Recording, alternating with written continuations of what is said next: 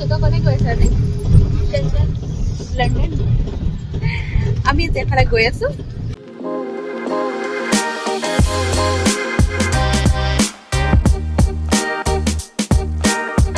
আগতে গৰম বন্ধ মানেই হৈছে মামা ঘৰ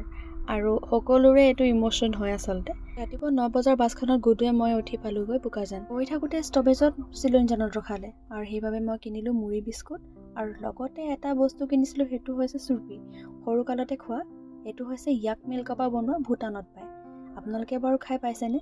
বিৰাট হাৰ্ড এইটো শেষ কৰিবলৈ হ'লে 1 ঘণ্টামানটো লাগি যাব চিলনীজানলৈকে যে বিৰাট বৰষুণ পাছলৈ বতৰটো মুকলি কৰিলে বাৰু আজি আমি ক'লৈ আহিছোঁ গম পায়নে বহুত মহত্বপূৰ্ণ জেগা এটালৈ আহি আছোঁ ইয়াত মই ভক্তি কৰিয়ে ফাৰ্ষ্ট জবটো পাইছোঁ বুলিয়ে ক'ব পাৰি চ' মই ভাবোঁ যে আপোনালোকৰ লগতো অলপমান শ্বেয়াৰ কৰোঁ মোৰ এক্সপিৰিয়েঞ্চটো চ' ব'লক এতিয়া যাওঁ আমি আৰু লগত কোন আছে গম পায়নে বৰ্তমান আমি সোমাই গৈ আছোঁ চাইলা মন্দিৰৰ বাটটো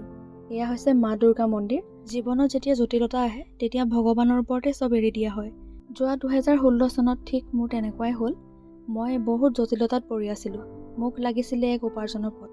মই ক'তো বিচাৰি পোৱা নাছিলোঁ তেতিয়া মই গৈছিলোঁ চাইলা মন্দিৰলৈ আৰু মই তেতিয়া আইগৰাকীক কৈছিলোঁ যে মোৰ চাকৰি এটা বহুত প্ৰয়োজন হৈ আছে আইগৰাকীয়ে এটুকুৰা কাগজত মোক সেন্দুৰ লগাই বেগত ৰাখিব দিলে মন্দিৰৰ পৰা উভতি অহা প্ৰায় 2 ঘণ্টামানৰ পাছতে মোলৈ এটা ফোন গৈছিল আৰু মোক কৈছিলে যে তুমি বায়'ডাটা দিছিলা তাত তোমাক ইণ্টাৰভিউৰ কাৰণে মতা হৈছে তাৰপিছত আৰু কি মই জেঠাই ঘৰত নাথাকি তুফান 2 বজাৰ গাড়ীখনত উঠি গোলাঘাট পালোহি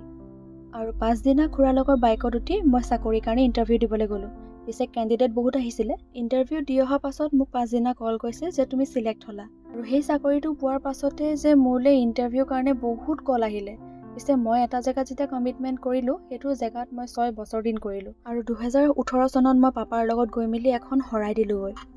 কিবা এটা কামৰ প্ৰতি যদি আপোনাৰ ডেডিকেশ্যনৰ মেনিফেষ্টেশ্যন থাকে তেন্তে সেই কামটো আপোনাৰ হ'বই হ'ব খালি নিজৰ ওপৰত আপুনি ভৰসা ৰাখিব সদায় আৰু ওপৰৱালাজনৰ ওপৰত